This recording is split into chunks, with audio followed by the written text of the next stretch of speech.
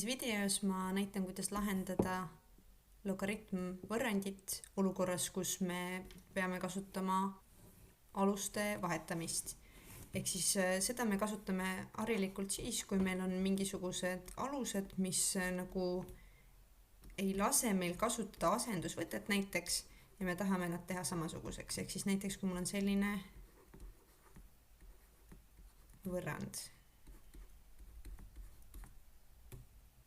siis siin olukorras ma näen, et mul on alused, mis ma näen, et need on ju 3-ga kuidagi seotud, on ju 81 on 3 4. astmes, 9 see on 3 2. astmes, ehk siis nad on nagu sarnased, aga nad ei ole päris samad, ma ei saa siin hästi asendusvõtet kasutada.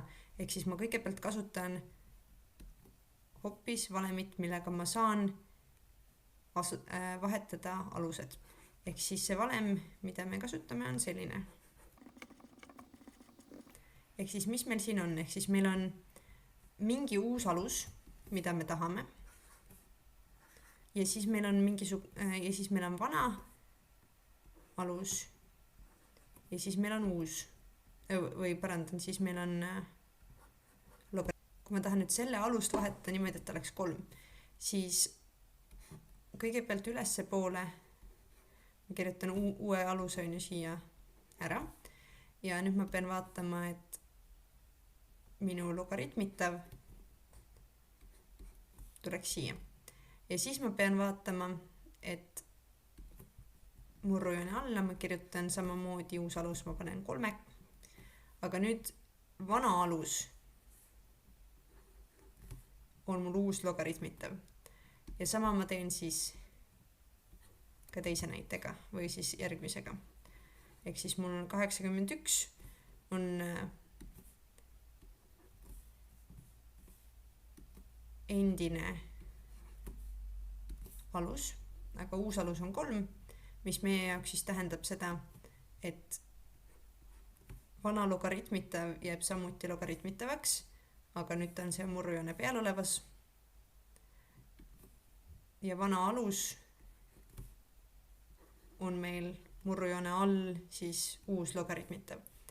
Ja siis see võrdub 7 jääb meil ikka sama nii nagu on. Ja nüüd ma arvutan natukene ära, et ma saaksin hakata kasutama asendusvõtet. Ehk siis kui mul on logaritm alusel 3 ja logaritmitav on 9, mis see tähendab on see, et meil on vaja mingisugust arvu, mis meil oleks, et mis astmes peab olema 3 selleks, mis saaks 9, vastus on 2, ehk 3 astmes 2 on 9. Ehk siis alla meil tuleb 2. Ja ülesse meil jääb jätkuvalt logaritm alusel 3 x-ist. Nii, ja siis sama asja ma teen siin, ehk siis kui mul on 3 mingis astmes võrdub 81, järelikult 3 astmes 4 on 81, ehk siis ma tean, et see on 4, ehk siis siia alla tuleb 4 ja üles jääb meil täpselt see, mis meil ennegi seal oli. Ja nüüd ma olen saanud endale olukorra, kus ma saan kasutada asendusvõtet ja asendusvõtet ma kasutan niimoodi, et ma ütlen, et logaritm alusel 3x-ist võrdugu näiteks u. Ja nüüd ma asendan nad ära, ehk siis u pluss u jagatud 2 pluss u jagatud 4 võrdub 7. Ja nüüd ma lihtsalt lahendan samamoodi, nagu ma lahendaksin igat teist võrrandit.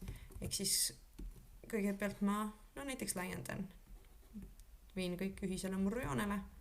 Ehk siis mul on 4 u-d jagatud 4 pluss 2 u-d jagatud 4 pluss u jagatud 4 võrdub 7. Nüüd ma saan need kokku liita, 4 u-d pluss 4 u-d pluss 2 u-d pluss u võrdub 7. Ja nüüd ma saan kasutada näiteks võrdepõhiomadust. Siia poole mul jääb 7 u-d, siia poole mul jääb 4 korda 7 u-d. Ja jagan mõlemad pooled 7-ga, saan, et u võrdub 4. Ja nüüd ma pean selle, kuna meil tegemist on logaritmvõrrandiga, logaritmvõrrandites on alati kohustuslik teha kontroll. Ja kontrolliks ma siis asendan, mis me saime, u võrdub 4 nüüd kõigepealt ma pean tegema tagasiasenduse, ehk siis tagasiasendus u võrdub 4. Me enne ütlesime, et logaritm alusel 3x-ist võrdub u, ehk siis ma saan kirjutada sama hästi logaritm alusel 3x-ist võrdub 4. Ja siis nüüd ma tean, et x võrdub 3 astmest 4, ehk siis see on 81. Nüüd ma pean tegema kontrolli, sellepärast et logaritm võrrandites alati peab tegema kontrolli, ehk siis ma võtan, et x võrdub 81 ja ma pean tegema põhimõtteliselt 2 asja. Esimene on see, et ma asendan ta kõikidesse nendesse kohtadesse, kus mul praegu on x ja siis ma lahendan selle ära. Ehk siis ütleme, et mul on